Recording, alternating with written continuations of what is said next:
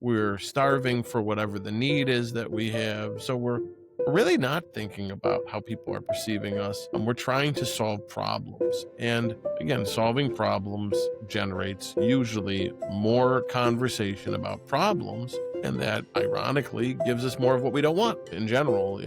I can sit down with you and I can say, like, why is the house a mess? I can sit down and go, well, why are these kids, these kids, they're not my kids, these kids that live here every day, that they're so loud, right? I don't know if you have this experience, but my kids, I understand. I don't know if my father was really deaf or wanted to be deaf or prayed for hearing loss, but there is.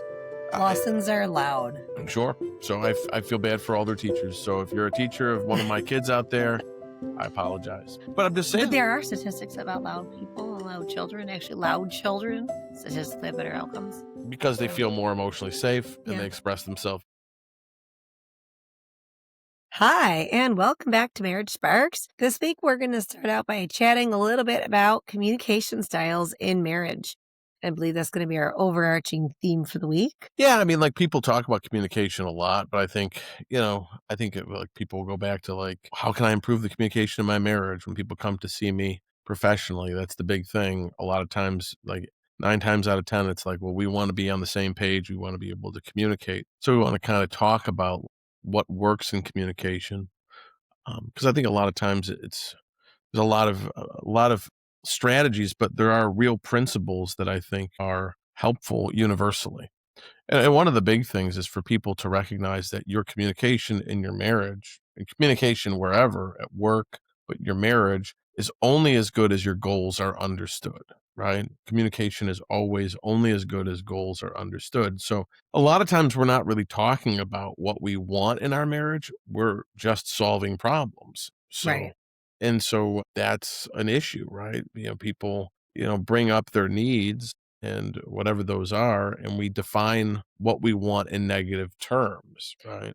Yeah. So that's one way you've said, like, it sounds like criticism. Yeah. If I say something or if you'll say something, I'll be like, that sounds really gruff. And it's like, well, how we say things matters. And I think we've Yeah. had that conversation before, throughout the years. We're probably going to still have it. But it was just, as we were reflecting on what to talk about and how to talk about it, it was just like we're different. And in Yeah. general, I think if you surveyed a room full of women and a room full of men, there might be some general similarities. Obviously, it's not going to be for everybody. But like sometimes I'll think I said something, but I'm trying to be nice. I'm trying to soften it. I don't want to be critical. So my point is not coming across. Like, my needs are not being communicated. You're not hearing them. Yeah. And I'm like, wait, I told you this. She's like, no, I don't remember that. Yeah. I know I told you 5 times. But I didn't actually state it clearly. And then conversely, you'll come in the room and say something I'm like, wow, that was just, you got right to the point. Because I don't get right to the points. It sounded gruff. So it's funny how I think we had to learn to kind of meet each other, get outside of our comfort zones, maybe is a key. I don't know. Yeah, well, I think that you have to escape yourself, right? I have to try to think about the way I'm being perceived. And I think that's really hard. We used to call it in graduate school, they used to call it the observing self. Like, do I actually see the way that other people see me? So, like, at the dinner table, like, am I really tense? Am I really quiet? Do I look irritated? And that has a huge effect. As a man, I have a huge impact on my kids, on my wife, to make people uncomfortable. And I could just never see that. I could just be completely consumed with whatever happened at work, completely consumed with some problem I have to, like, deal with, that I'm unable to see how I am perceived, how people experience me. So I think if you're looking at communication, one of the big things is you want to really try to observe yourself, try to see yourself from other people's perspective. And a lot of times people don't do that because we're, like, defending ourselves. We're defending about what we're doing. We're starving for whatever the need is that we have. So we're really not thinking about how people are perceiving us. And we're trying to solve problems. And Again, solving problems generates usually more conversation about problems, and that ironically gives us more of what we don't want in general.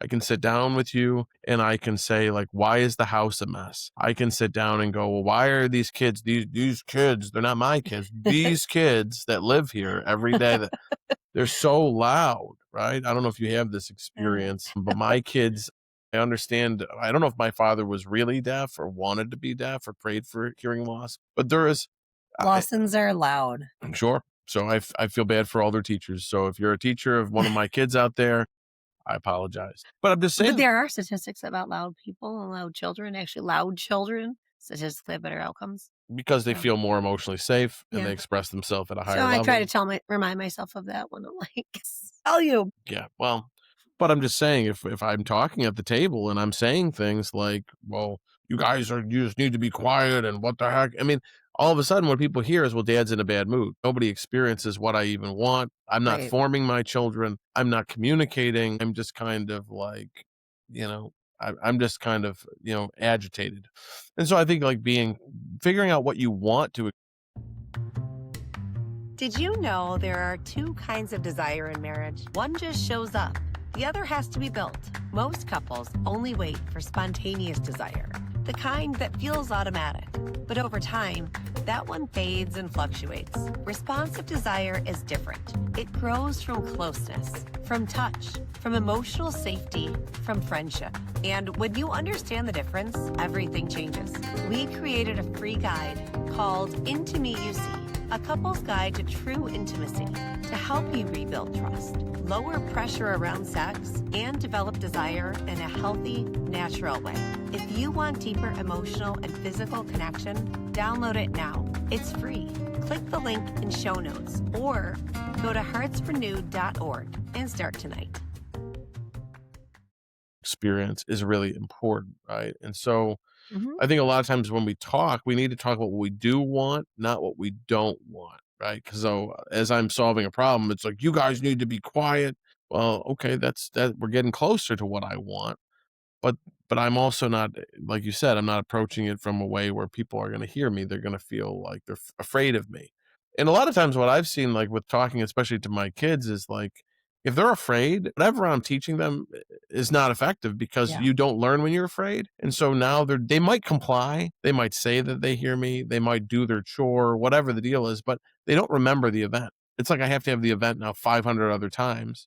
And it's the same thing. I can have a conversation with you, and if you feel uncomfortable, it's like the conversation didn't happen, or vice versa. If I'm afraid and I feel like that you're Yeah. upset with me, well, then I'm not necessarily listening. I'm in defend mode. Well, what happens when someone raises their voice? The other person raises their voice. And Yeah, then you know what I mean? And then it escalates yeah, rather than being the person to de-escalate because no one's listening anymore. yeah, yeah. So again, like, you have to approach these things from a place of calmness, and that's hard. I mean, sometimes it's really hard to be calm, and I'm not saying that like that I have that mastered.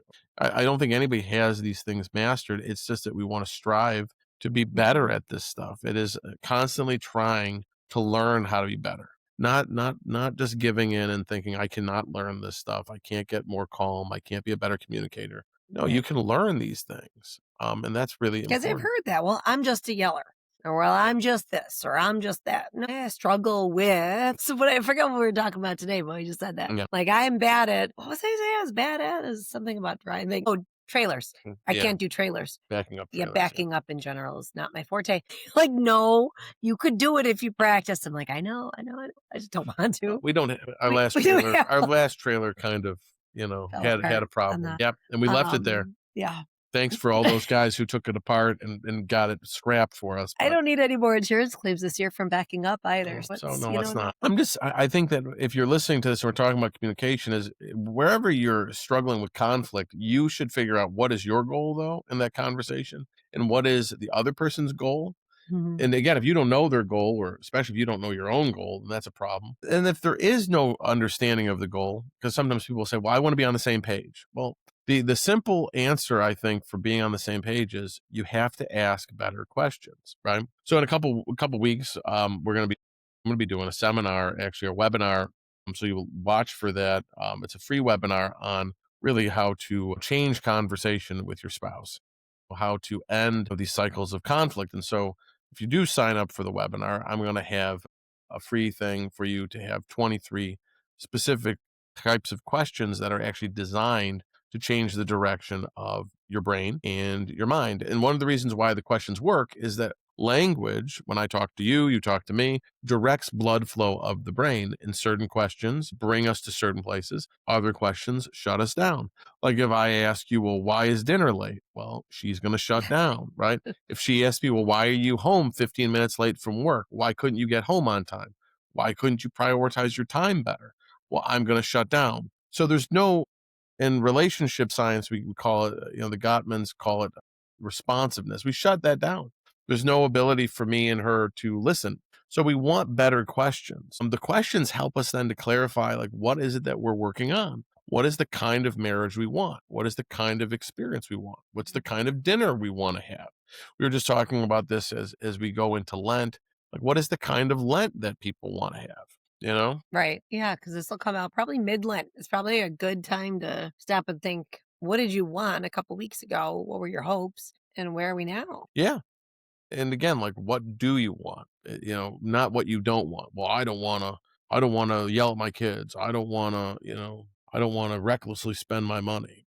So what you do want peace in your home, and you do want more financial freedom, right? So that Yeah. would be, Yeah. how can we do that? Or knowing where your money's going or something like that. Yeah. So my takeaway for today, at least, is like, as you frame that up, is we want conversations that construct. We don't want to have conversations that like are destroy, right? That just pull apart the other person, and put people on the defensive. So, hopefully this is a good starting point for us today, and we'll start going through some of this stuff. But again, your communication is only as good as your goals are understood. If you don't have clarity over what your spouse and your goal is together, well, you're going to really struggle with communication, and you're going to be anxious because you have to have conversations to figure out what it is you're trying to achieve. That's just normal. So don't make things that are normal harder than they have to be. Come back tomorrow and we'll keep this conversation going, show you how to do it.